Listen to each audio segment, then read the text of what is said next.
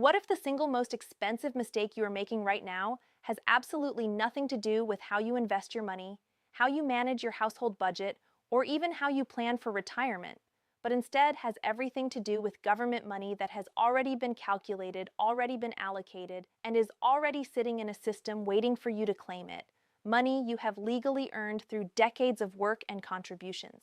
Money the Canadian government has specifically designed programs to deliver directly into your bank account, and yet money that hundreds of thousands of qualified seniors across this country are not receiving simply because nobody ever told them it existed? That is not an exaggeration. That is the documented, verifiable reality of the Canadian senior benefit system in 2026. And today, we are going to fix it. The Canadian federal government administers 8 separate payment streams for seniors, not 2, not 4. 8 distinct programs, each with its own eligibility criteria, its own payment schedule, and its own dollar amounts, all of which can flow directly into your account. The vast majority of Canadians approaching or already in retirement are collecting 2 or 3 of these at most. Many are collecting fewer.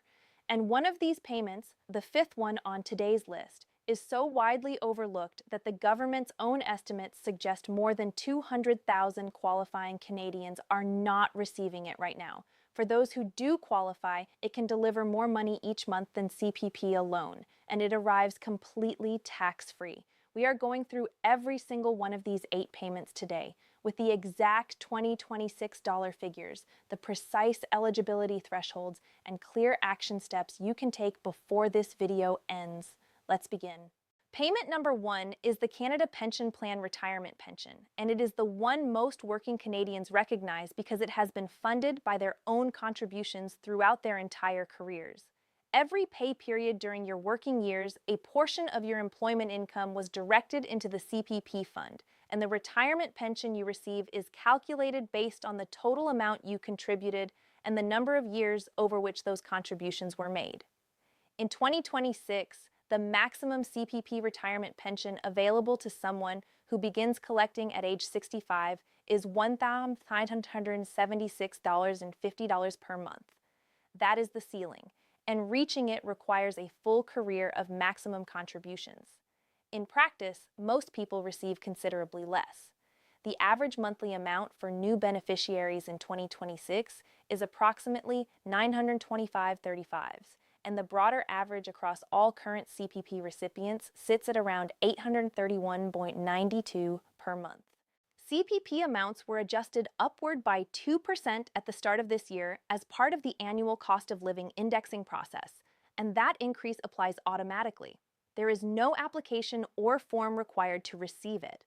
What does require a deliberate decision on your part is determining when to begin collecting. You have the option to start CPP as early as age 60, but choosing to collect before age 65 comes with a permanent monthly reduction of 0.6% for every month you collect early, which means starting at 60 results in a 36% permanent reduction to your lifetime benefit. At the other end of the spectrum, delaying CPP beyond age 65 results in a permanent monthly increase of 0.7% for every month of delay, up to a maximum delay of age 70, which translates to a 42% permanent increase above the standard age 65 amount. The right timing depends on your health, your other retirement income, your tax situation, and how long you expect to collect, and it is one of the most financially significant decisions of your retirement. Action step: log into your My Service Canada account at canada.ca and review your CPP statement of contributions to see your actual projected benefit at various start ages. Know your exact number before you commit to a start date. Payment number 2 is Old Age Security, universally referred to as OAS, and it functions entirely differently from CPP. You do not pay into OAS during your career. It is funded from general government revenues and is available to most Canadian citizens and permanent residents who have accumulated sufficient years of residence in Canada. The standard requirement is at least 10 years of Canadian residency after age 18 to receive any OAS, and 40 years of residency after 18 to receive the full amount. If your years of residency fall between 10 and 40, your OAS is calculated on a prorated basis. In 2026, the maximum monthly OAS for someone between the ages of 65 and 74 is $743.50. For seniors aged 75 and older, the maximum is $817.36 per month, reflecting the 10% permanent enhancement the federal government introduced for that age group. OAS amounts are adjusted quarterly in line with the Consumer Price Index, and over the past year, those adjustments have added up to approximately 2.1%. One critical feature of OAS that every recipient needs to understand is the income-based clawback, formerly called the OAS recovery tax. If your net annual income exceeds $95,323 in 2026, you are required to repay 15 cents of OAS for every dollar of income above that threshold. As your income rises further, the clawback increases proportionally, and if your income reaches approximately $154,780, your OAS is eliminated entirely for that year. If you anticipate an income spike from selling a property, triggering a large RRSP withdrawal, or receiving a lump sum payment, it may be worth planning around the clawback with the help of a financial advisor. Action step: verify that you are receiving the correct OAS amount for your age group and your years of Canadian residency, and determine whether the clawback applies or is likely to apply to your income situation in the coming years.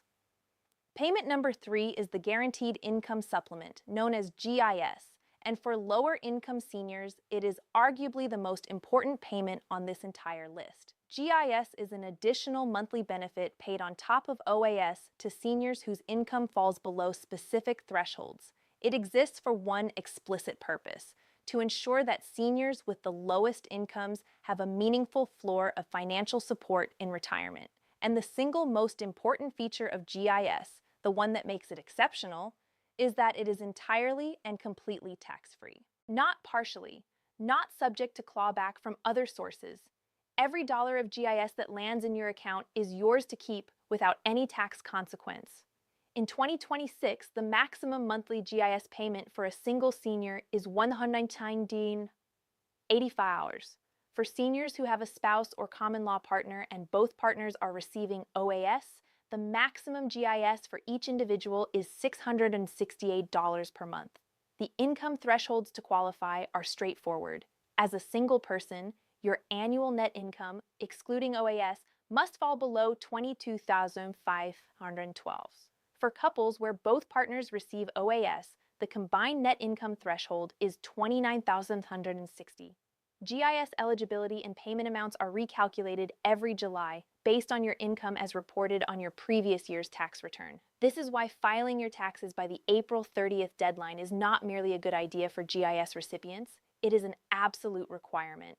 If your 2024 tax return is not filed by April 30th, 2025, your GIS payments can be suspended entirely beginning in July, cutting off a source of income that many seniors depend on for basic living expenses.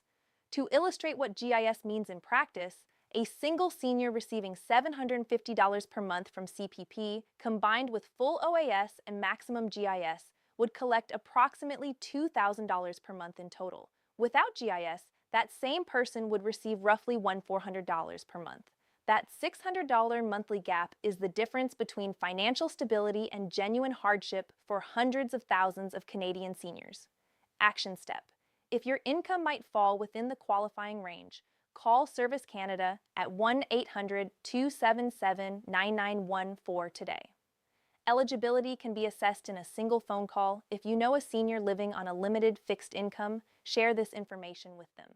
The government's own data estimates that more than 200,000 qualifying Canadians are currently not receiving GIS.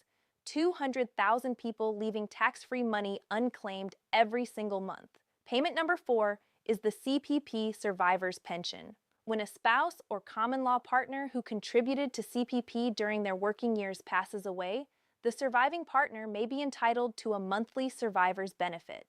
This entitlement continues even if the surviving spouse is already collecting their own CPP retirement pension, which surprises many people who assume the two cannot be received simultaneously. In 2026, the maximum monthly survivor's pension for a surviving spouse who is 65 or older is $945.90. For a surviving spouse who is under 65 at the time of the contributor's death, the maximum is $833.54 per month. If you are already receiving your own CPP retirement pension and you become entitled to a survivor's pension, both amounts are combined under a single payment, subject to a combined ceiling.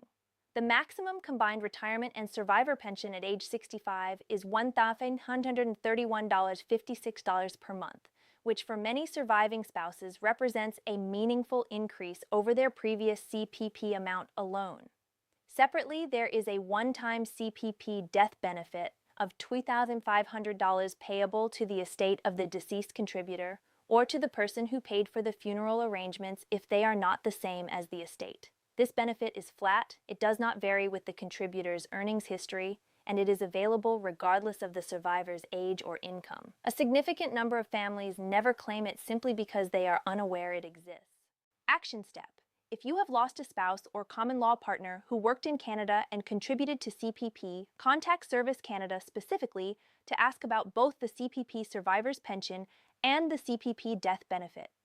Neither is issued automatically. Both require a formal application and both have time-sensitive elements to the process.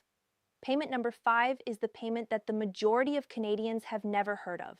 And for the people who qualify, it has the potential to deliver more income per month than a CPP retirement pension. These are the OAS allowance and the allowance for the survivor, and they are specifically designed for Canadians who are between the ages of 60 and 64, old enough that their household may already be depending on retirement benefits, but not yet old enough to collect OAS themselves. The OAS allowance is available when you are between 60 and 64, and your spouse or common law partner is already receiving both OAS and GIS, meaning their income is low enough to qualify for GIS support. In 2026, the maximum OAS allowance is $1,411.13 per month. The allowance for the survivor is available when you are between 60 and 64 and your spouse or common law partner has passed away. In this situation, the maximum payment rises to $1,782.15 per month. Both payments are income tested, meaning your household income must fall below specific thresholds to qualify. Both payments are completely tax-free, and both payments require you to file an annual income tax return to maintain continued eligibility year after year. The reason these benefits are so dramatically underused is simple. They are almost never discussed in mainstream financial media, they are not automatically sent to qualifying households, and the eligibility window of ages 60 to 64 is narrow enough that many people age out of it before ever learning it exists. Action step. If you are currently between 60 and 64 and your partner is receiving OAS and GIS, or if you are between 60 and 64 and your partner has passed away, call Service Canada today. A single conversation with a Service Canada representative could unlock more than $16,000 per year in tax-free income that you may have been entitled to all along. Payment number 6 is the Canada Groceries and Essentials Benefit, which is a brand new program introduced for 2026 that replaces the previous GST HST credit system. The restructured program delivers support in 2 distinct phases. The first is a one-time top-up payment scheduled for June 5, 2026. This payment equals 50% of your standard quarterly GST HST credit amount. For a single individual, that translates to up to $267. For a couple, up to $349. The second phase begins on July 3, 2026, when the regular quarterly payments are permanently increased by 25% for a period of 5 years. For a single person, the cumulative impact of these changes across all 2026 payment dates could add up to $950 in total benefit. For a household of 4, the figure could reach as high as $1,890 for the year. There is no separate application to complete for this benefit. Eligibility is determined automatically by the Canada Revenue Agency when it processes your income tax return. However, you must file your 2025 return before April 30th to trigger the calculation. If you do not file, you do not receive the payment. The 2 upcoming payment dates following the June top-up are July 3rd and October 5th.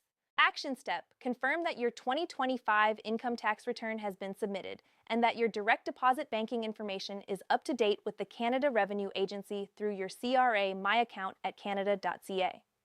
Payment number 7 is the Canadian Dental Care Plan.